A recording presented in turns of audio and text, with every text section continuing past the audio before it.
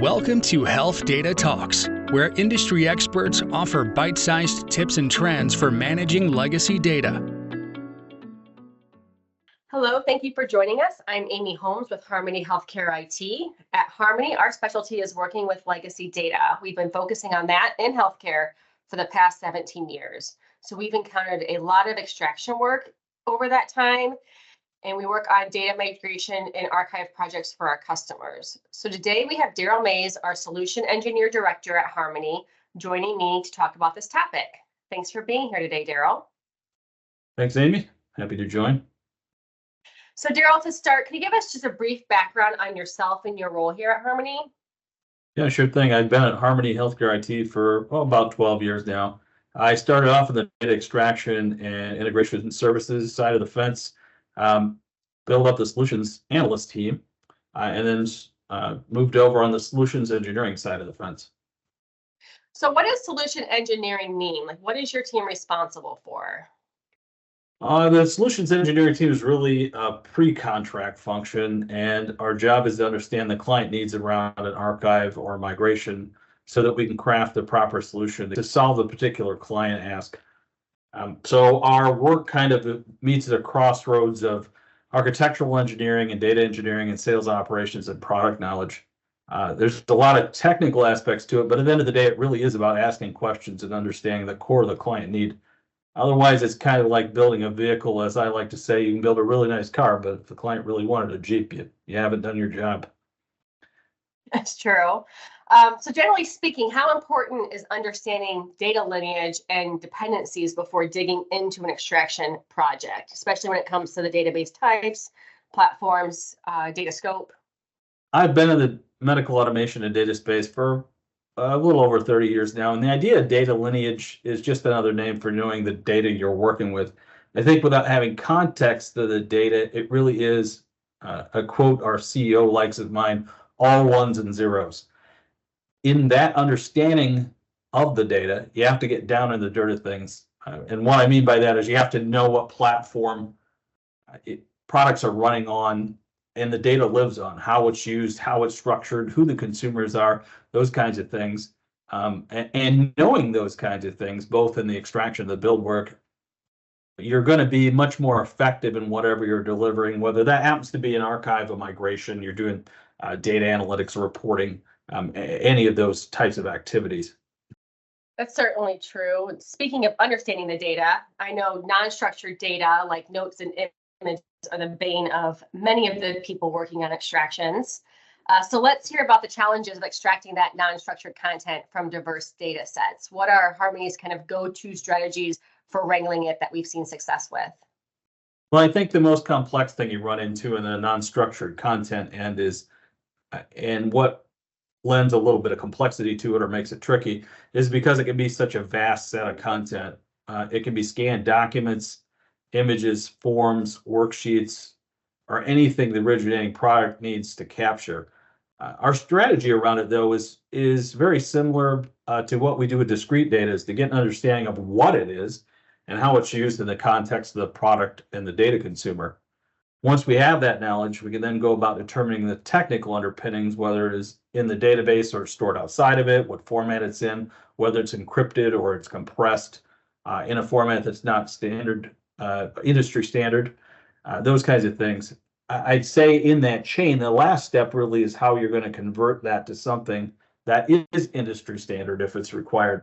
I think a lot of data engineers tend to look at it through the other end of the tunnel and come at it from a, oh, is this in a format that I know angle? And when it isn't, then either consider it a dead end altogether or try to back into its technology and purpose to gain context of that content.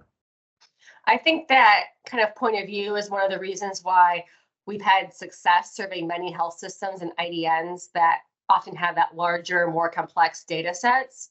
Can you talk a little bit about how Harmony services the unique needs of these large organizations?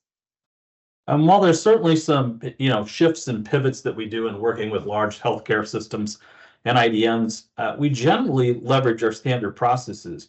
We might eliminate some high-level steps in the introduction processes because many of these entities and organizations we're working with time and again, they already understand those steps. We also might have personnel on the other end that are responsible for the content, the care and feeding of it in the legacy application or the legacy infrastructure. So they'll know where that content lives. They can provide us backups versus, us going and getting them, those kinds of things. But I'd say that, the real core of what we do within our proven standard processes serves us well, whether that be in a small organization or a large IDN. So what are some of the unique data challenges faced by those larger IDNs, given their multi-hospital structures and often the larger number of applications that they have under their management? Yeah, I'd say that the real challenge within a multi-hospital structure versus maybe a single clinic entity, those two big challenges within there are within the terms of the legacy data that needs to be archived or migrated around the mix of the platforms and the legacy software solutions that make up their decommissioning portfolio and personnel who have experience with those legacy solutions.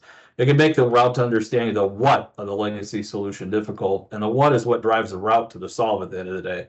Fortunately, in a lot of those cases, we can assist clients with those legacy systems in terms of some of their infrastructure.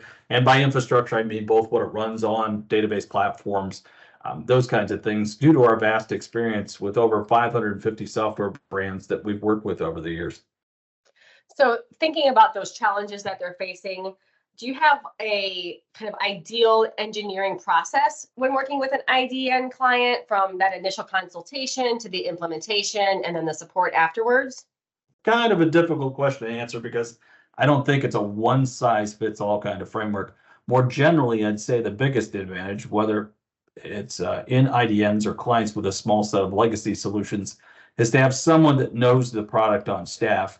And by knows it, I mean can know it from a usage standpoint, can know it from an infrastructure standpoint, those kinds of things. Because if you strip away all the technical wizardry involved in the process, at the end of the day, you're trying to preserve patient care data and have it accessible to the staff.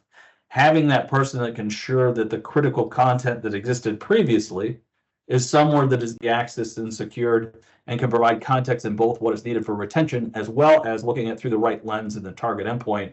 And by target endpoint there, I mean the consumers that are going to use it once that legacy application is retired, is really key to successful outcomes. So you're working with a lot of different organizations. How do you help foster the strong relationships with IT teams and stakeholders within the IDNs to ensure a successful data extraction project? Well, I think that comes back to one of our core values here at Harmony, which is to be easy to work with. As we're working with client resources and teams, not just on the extraction engineering side, but throughout, we try to be supportive of what clients are ultimately attempting to accomplish. I've had an opportunity where we've been collaborating with the client on it for a number of months. So instead of coming at it like some vendors would by saying, yep, looks like you have a real problem there. I've tried to be, and I think we all do within Harmony Healthcare IT, collaborative with them as an extension of their own team. I think the fact that we do that a lot here at Harmony is what has allowed us to have strong long-term relationships with many of our clients. That's true. We have strong devotion to our core values, which I think helps serve us well. For your sales engineers on your team that are working with these IDNs or other organizations, what are some of the best tips for identifying needs, showing ROI, and navigating those kind of complex procurement processes when we're trying to get a process going or a project going? I'd say on the need and the ROI side of the fence, we pretty much covered that in some of the topics we talked about before. But to summarize it, it really comes down to understanding what is historically significant and necessary for content consumers and ongoing patient care. On the procurement side of the fence, I'd say, know when to raise your hand. We're always willing to collaborate with outgoing legacy solution vendors, go forward target system vendors, et cetera, as a client advocate. Again, we have a lot of knowledge around many legacy solutions and their respective vendors, and that tends to reduce some of the complexity around those procurement and delivery processes. So looking ahead, what do you see as emerging trends and technologies that will shape kind of the future of data extraction in healthcare? I think we're going to continue to see data platforms that become, for lack of a better way to put it, more agnostic. The players in this space were able to look at data transport, whether it be medical data or other kinds of data, from more of an efficiency angle and have agility versus a rigid set of, well, we've always used X platform or X technology, are going to emerge as leaders. I also think the whole notion of proprietary closed-off data storage platforms are going to continue to die off.